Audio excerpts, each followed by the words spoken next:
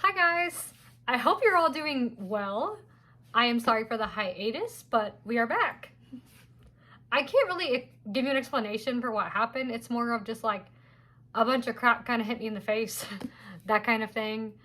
But I'm back with different hair, as you can see.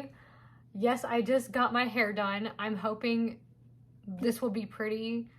I've never done my hair this dark before, but I actually really like it. It's really cool. Anyways, as you can tell by the title of this video, we are talking about A Court of Thorns and Roses. And in my hands, I have a collector's edition, which this is gorgeous. I love everything about this. I will show you the cover. You see how pretty this is?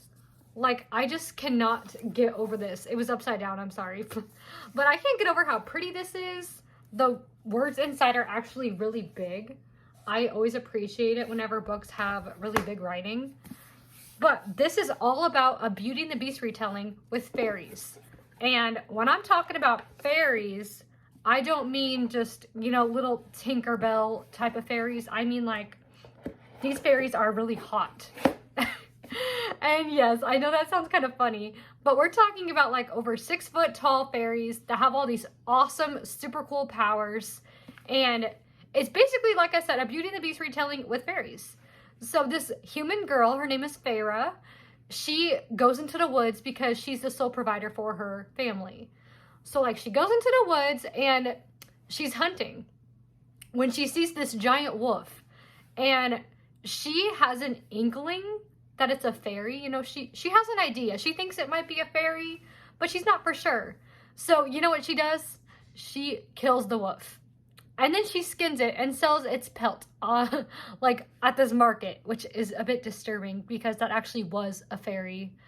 But what happens next is that after she kills this fairy in wolf form, she actually has this fairy named Tamlin who shows up at her house and demands retribution for his life.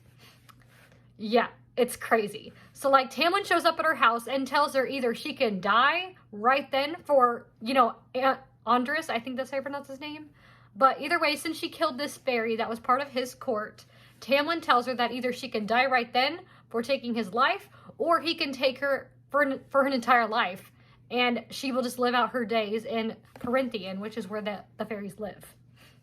And as you can imagine, she chooses to go with him over the wall. There's a wall separating the fairies from the humans, but she decides to go over the wall.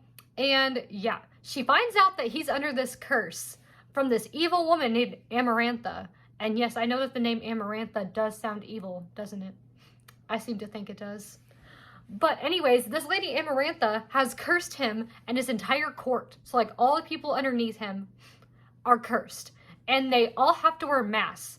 And there is this special part of the curse that's just like Beauty and the Beast, that says that if there's this girl who hates fairies enough to kill one that ends up falling in love with Tamlin, then the curse can then be broken.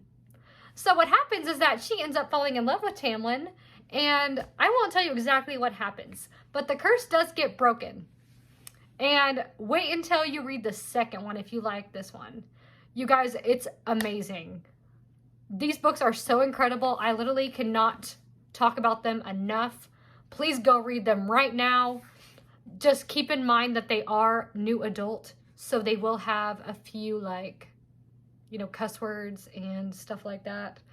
So, anyways, if you're not into that kind of thing, then don't read it. But if you don't mind cussing and stuff, you know, whatever, then go for it. I love it so much. It's one of my new favorite series, and I feel like you guys are gonna like it too. But yeah, that is all I have for you today, and I will see you next time.